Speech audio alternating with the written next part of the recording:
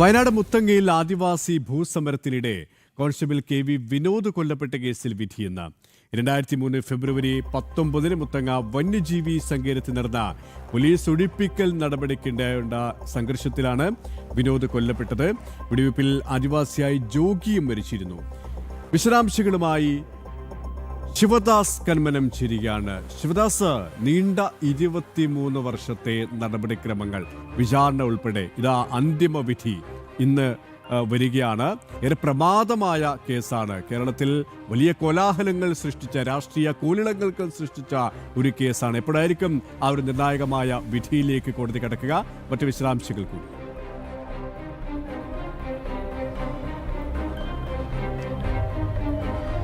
KP Suresh Kumar, നീണ്ട 23 വർഷങ്ങൾക്ക് ശേഷമാണ് മുത്തങ്ങ സമര കേസിലെ പ്രധാനപ്പെട്ട ഒരു വിധി ഇന്ന് പ്രഖ്യാപിക്കാൻ പോകുന്നത്. അന്തിമ വിധി പ്രഖ്യാപിക്കാൻ പോകുന്നത് 11 മണിയോടുകൂടി കൽപ്പറ്റ ജില്ലാ സെഷൻസ് കോടതിയിൽ ഈ വിധി പറയും.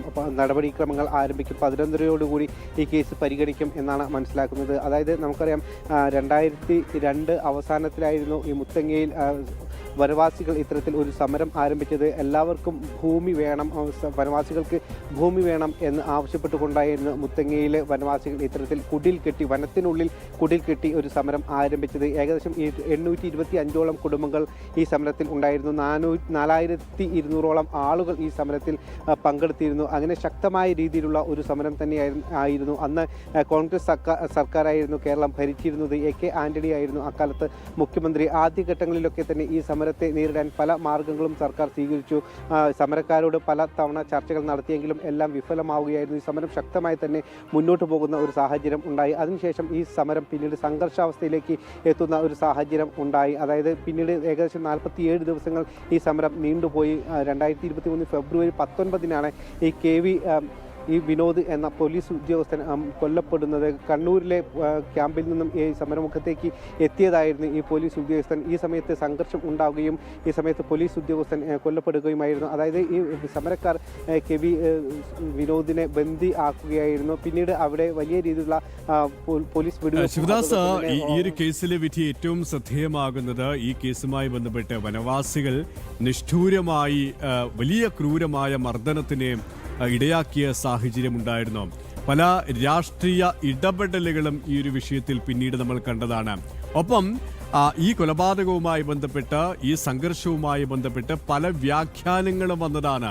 ചലച്ചിത്രമടക്കം ഇതുമായി ബന്ധപ്പെട്ട് വന്നതാണ്. മറ്റ് നാടകങ്ങളായാലും ചലച്ചിത്രങ്ങളായി കഴിഞ്ഞാലും ഗാനങ്ങളിലായി കഴിഞ്ഞാലും ഇടം പിടിച്ച ഒരു സംഭവമാണ്, ഒരു സാഹചര്യം. പക്ഷേ ഇതിൽ കൃത്യത എന്താണ്, വ്യക്തത എന്താണ് എന്ന് പൊതുസമൂഹത്തിന് പോലും ഇപ്പോഴും ആ ഒരു വ്യക്തതയില്ലായ്മയുണ്ട്. അവിടെയാണ് കോടതിയുടെ നിർണായകമായ ഇടപെടൽ അത്രത്തോളം ശ്രദ്ധേയമാകുന്നത്, അല്ലേ?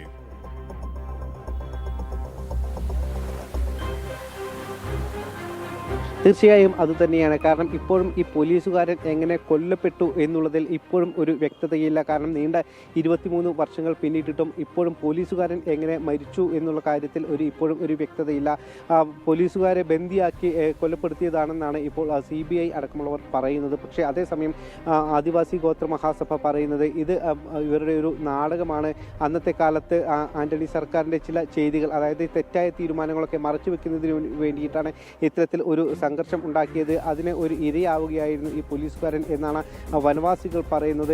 ഇത് ഇത്തരത്തിൽ അന്നത്തെ സർക്കാരിൻ്റെ പല കാര്യങ്ങളും വീഴ്ചകളും ഒക്കെ തന്നെ മറച്ചു വെക്കുന്നതിന് വേണ്ടിയിട്ടാണ് ഈ ഒരു സംഘർഷം ഉണ്ടാക്കിയതും അതിനിടയിൽ ഒരു പോലീസുകാരൻ കൊല്ലപ്പെട്ടതും എന്നാണ് പറയുന്നത്. അതോടൊപ്പം തന്നെ വനവാസികൾ പറയുന്ന മറ്റൊരു കാര്യം, എങ്ങനെ ഈ പോലീസുകാരൻ മരിച്ചു എന്നുള്ളതിൽ ഒരു വ്യക്തത ഇല്ല ഇപ്പോഴും. കാരണം ആ സമയത്ത് വലിയ സംഘർഷം ഉണ്ടായ സമയത്ത് ഇവിടെ ഗ്രനേഡ് പ്രയോഗം ഉണ്ടായിരുന്നു, വെടിവെപ്പ് ഉണ്ടായിരുന്നു, കൂട്ടമായിട്ടുള്ള പലായനവും അങ്ങോട്ടും ഇങ്ങോട്ടുമുള്ള ഓട്ടവും എല്ലാം തന്നെ വലിയ പുക ഈ സമയത്തുണ്ടായിരുന്നു. അതുകൊണ്ട് തന്നെ ഈ പോലീസുകാരൻ ഉണ്ടായിരുന്ന ആ കുടിലിനുള്ളിൽ എന്ത് സംഭവിച്ചു എന്നുള്ളതിന് കൃത്യമായൊരു സാക്ഷി പോലും ഇല്ലാത്തൊരു കേസാണ് എന്നും വനവാസികൾ പറയുന്നുണ്ട്. സംഭവത്തിൽ 57 പേരാണ് പ്രതി ചേർക്കപ്പെട്ടിട്ടുള്ളത്.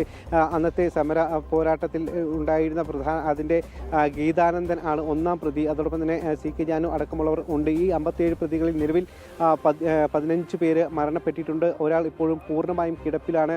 ബാക്കിയുള്ളവരെല്ലാം തന്നെ വാർദ്ധക്യത്തിൽ എത്തിയ ഒരു സാഹചര്യത്തിൽ കൂടിയാണ് ഇപ്പോൾ ഉള്ളത്. പലർക്കും രോഗത്തിൻ്റെ അവശതകളൊക്കെ തന്നെ ഇപ്പോൾ ഉണ്ട്. അത്തരത്തിൽ ഒരു ഘട്ടത്തിലാണ് ഇപ്പോൾ ഈ കേസിൽ അന്തിമമായ ഒരു വിധി ഇപ്പോൾ ഇന്ന് പ്രസ്താവിക്കുന്നത്. രാഷ്ട്രീയ കേരളം വളരെ ഉറ്റുനോക്കുന്ന ഒരു വിധി തന്നെയായിരിക്കും ഇത്. കാരണം ഇപ്പോഴും ഒരു അക്കാലത്ത് തന്നെ കോളിളക്കം സൃഷ്ടിച്ചിരുന്ന ഒരു കേസാണ്. അതിനുശേഷം രാഷ്ട്രീയത്തിൻ്റെ സമവാക്യങ്ങൾ മാറി മറിഞ്ഞ ഒരു സമരം കൂടിയായിരുന്നു മുത്തങ്ങ സമരം എന്ന് പറയുന്നത്. സിനിമകളിലും നാടകങ്ങളിലും അടക്കം ഇതൊരു പ്രധാന വിഷയമായിരുന്നു. പിന്നീടുള്ള രാഷ്ട്രീയ സമവാക്യങ്ങളിൽ പലപ്പോഴും മുത്തങ്ങ ഒരു പ്രധാനപ്പെട്ട ഒരു ഏടായി മാറിയിട്ടുണ്ട്. പിന്നീട് വനവാസികളുടെ സമര പോരാട്ടത്തിലൊക്കെ തന്നെ മുത്തങ്ങ സമരം അവർക്ക് ഒരു ഊർജ്ജമായി പിന്നീടുള്ള സമരങ്ങളിലൊക്കെ തന്നെ ഉണ്ടായിരുന്നു. അത്തരത്തിൽ കൃത്യമായി ഒരു വലിയ രാഷ്ട്രീയ സമരം തന്നെയാണ് മുത്തങ്ങ സമരത്തിലൂടെ ഉണ്ടായിരിക്കുന്നത്. ആ കേസിലെ ഒരു നിർണായകമായ ഒരു വിധി തന്നെയാണ് ഇന്ന് വയനാട് ജില്ലാ സെഷൻസ് കോടതിയിൽ അല്പസമയത്തിനകം തന്നെ പ്രസ്താവിക്കുക.